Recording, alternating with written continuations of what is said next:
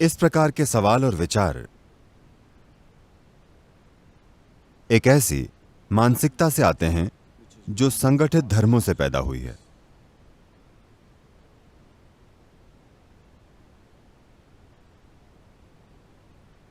शिव का किसी और से मुकाबला करना हमारा उद्देश्य नहीं है, क्योंकि शिव में वे सभी आयाम मौजूद हैं जिनकी आप बात कर रहे हैं। Just one little dimension. कुछ लोगों ने केवल एक पहलू ढूंढा और उस पर बात करके वे लोकप्रिय हो गए। मैं उनके महत्व को कम नहीं बता रहा, वे सभी शानदार लोग हैं जिन्होंने मानवता के लिए बहुत कुछ किया। लेकिन मैं कह रहा हूं, बोध और अनुभूति के हिसाब से उनके जैसा कोई भी नहीं हुआ। और मैं सिर्फ बोध को महत्व देता हूं, और आपको भी यही करना चाहिए। बाकी सब बनाया जा सकता है। वे चीजें तो बस तामझाम हैं। तो आप ज़ेन के बारे में बात कर रहे हैं। खुद शिव से बड़ा ज़ेन मास्टर कौन हो सकता है?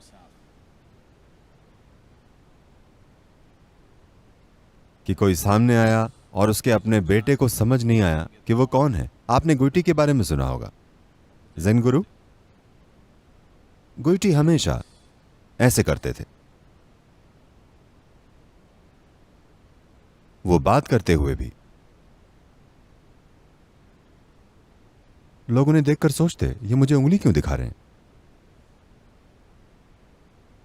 वास्तव में गुइटी कहना चाहते थे कि सब कुछ एक है, और यही उनकी शिक्षा थी कि बाकी मैं जो भी कह रहा हूं वो महत्वपूर्ण नहीं है। यही उनकी शिक्षा थी। तो वहां एक छोटा लड़का था, क्योंकि बौद्ध और जैन मठों में Little boys become monks. 4-5 साल के बच्चे भी सन्यासी बन जाते हैं। तो ये छोटा बच्चा मठ में बड़ा हो रहा था और गुइटी को देखकर वैसी ही हरकतें करने लगा। तो ये बच्चा उंगली दिखाते हुए घूमता रहता था। अगर कोई कुछ कहता तब भी। गुइटी ने भी ये सब देखा। उन्होंने उसके 16 साल के होने तक का इंतजार किया। एक दिन उन्होंने बच्चे को बुलाया और ऐसे किया। उस बालक ने भी आदत के अनुसार वैसे ही किया, क्योंकि वह हर जगह यही करता था। तब गुइटी ने एक चाकू निकाला और लड़के की उंगली काट दी। और कहते हैं कि लड़के को आत्मज्ञान प्राप्त हो गया। उसे अचानक ये बात समझ में आ गई कि यह इशारा एक के बारे में नहीं है, शून्य के बारे में है। शिव बहुत समय पहले ही इससे आगे चले गए थे। शिव कहीं से वापस आए थे। वे हमेशा अपने साथ त्रिशूल रखते थे। त्रिशूल के 3 सिरे होते हैं। वे हमेशा अपने पास त्रिशूल रखते थे, लोगों को यह बताने के लिए कि 3 आयाम हैं। आप, या आपके होने का तरीका, और वो जो आपको पता है, और वो जो आपको नहीं पता, और वो जो आपको नहीं पता उसका महत्व सबसे ज्यादा है। आपकी जानकारी का महत्व नहीं है। एक दिन शिव काफी लंबे अंतराल के बाद कहीं से वापस लौटे। उन्होंने अपने पुत्र को पहले कभी नहीं देखा था, जो अब 10-11 साल का हो गया था। जब शिव लौटे तो इस छोटे से बच्चे के हाथ में एक छोटा त्रिशूल था, जिससे वो शिव को अंदर जाने से रोक रहा था। शिव ने बच्चे को देखा और उसका सिर काट दिया। उसका त्रिशूल नहीं छीना।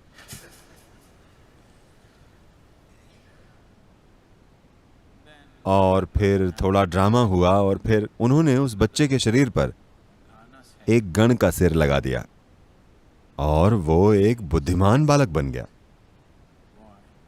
भारत में आज भी अगर लोग शिक्षा की शुरुआत करते हैं तो सबसे पहले वे उस बालक की पूजा करते हैं। गण आज गज बन गया है। वैसे तो वो गण का सिर था, लेकिन उसे गणेश की जगह गजेश बना दिया गया है। लोगों ने इसको थोड़ा बदलकर एक हाथी का सिर बना दिया है। But he became पर वे बुद्धि और प्रतिभा का रूप बन गए हैं। कहते हैं ऐसा कुछ भी नहीं है जो उन्हें ना पता हो। तो ज़ेन यहीं से शुरू हुआ था। तो अब दुनिया में जिस बारे में भी बात कर सकते हैं, वो उनके जीवन में दिख जाएगा। वे बहुत जटिल और पूर्ण हैं, और उन्होंने कोई शिक्षा नहीं दी, उन्होंने सिर्फ तरीके बताए। ये सबसे महत्वपूर्ण बात है। औरों के पास शिक्षा थी, कितनी उंगलियां काटी जा सकती हैं। क्या आप ऐसे किसी तरीके को अपना सकते हैं? क्या आप गोइटी के उंगली काटने का तरीका सभी पर लागू कर सकते हैं? एक बालक की उंगली काट दी गई और उसे आत्मज्ञान मिल गया। अगर आप ज्यादा उंगलियां काटेंगे तो आपके पास केवल अपंग मनुष्य होंगे, इससे ज्यादा कुछ नहीं। तो शिव ने कोई शिक्षा नहीं दी, केवल तरीके बताए, और ये तरीके पूरी तरह से वैज्ञानिक हैं। शिव ने 108 रास्ते बताए और उसमें 6 और जोड़कर कहा कि 112 तरीके हैं। 112 इसलिए क्योंकि हमारे शरीर में 114 चक्र हैं, उनमें से 2 शरीर के बाहर मौजूद हैं। शिव ने कहा कि वे 2 चक्र सिर्फ उन लोगों के लिए हैं जो शरीर से परे हैं। इंसानों के लिए केवल 112 रास्ते हैं, और उन्होंने इस जीवन को बनाने वाले उन 112 आयामों का इस्तेमाल करने के स्पष्ट तरीके बताए, और यह बताया कि कैसे हर एक तरीके का इस्तेमाल करके आत्मज्ञान पाया जा सकता है। एक खूबसूरत कहानी है।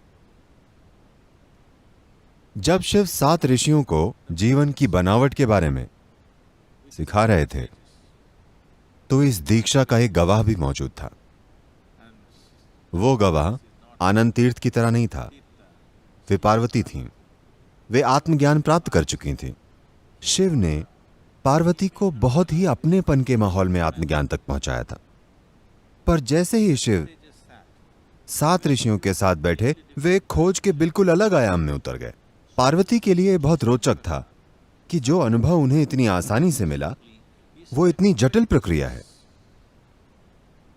तो शिव ने अलग अलग आयामों के बारे में समझाते हुए कहा, मनुष्य 112 तरीकों से आत्मज्ञान प्राप्त कर सकता है। पार्वती ने एक महिला, एक आत्मज्ञानी और सबसे बढ़कर उनकी पत्नी होने के नाते कहा, 112 ही क्यों, और भी तरीके होंगे। शिव जीवन की बनावट के बारे में समझा रहे थे। वे जीवन की खोज कर रहे थे। वे कोई शिक्षा या फिलॉसफी नहीं दे रहे थे। तो इस खोज के बीच में उन्हें लगा कि शांति भंग हो रही है। शिव ने इशारे से पार्वती को कहा, बैठ जाओ, सिर्फ 112 तरीके हैं। क्योंकि वे कुछ सिखा रहे थे और कोई कुछ अलग बात कर रहा था, एक निजी बात, एक मनमानी बात। तो वे बोले, बस 112 तरीके हैं। वो बोली, मैं और भी ढूंढूंगी। शिव ने कहा, तुम जाओ और ढूंढो। फिर पार्वती वहां से चली गई।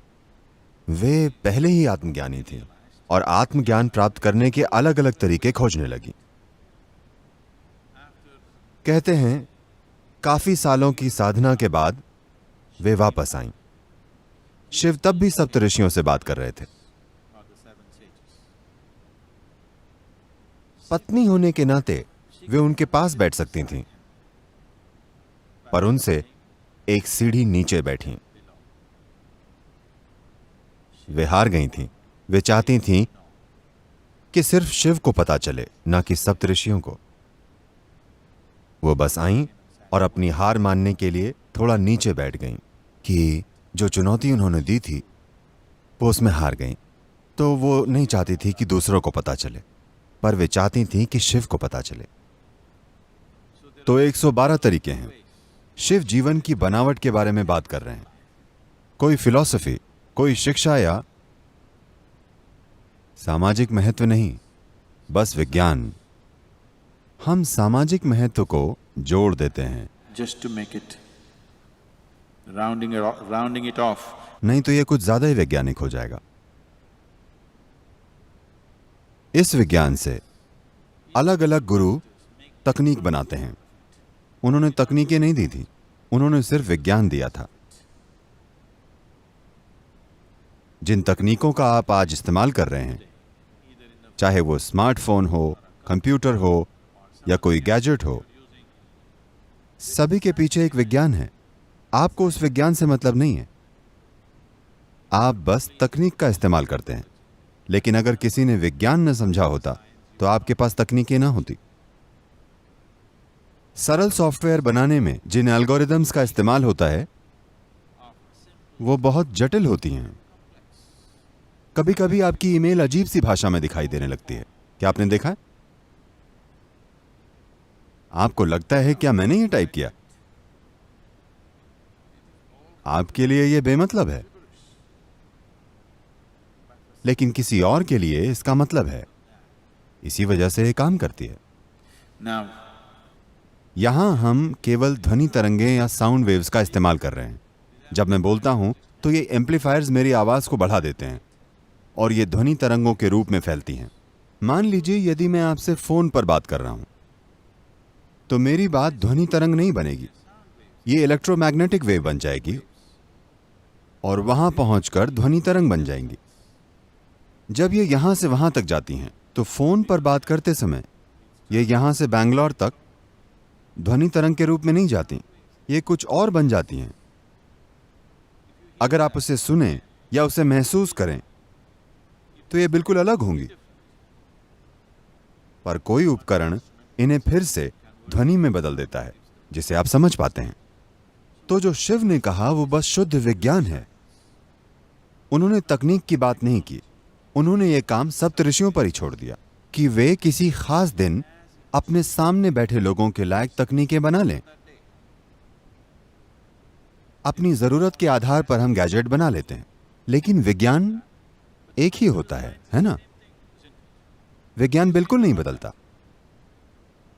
तो मैं हमेशा शिव की बात करता हूं क्योंकि विज्ञान महत्वपूर्ण है, तकनीक महत्वपूर्ण नहीं है।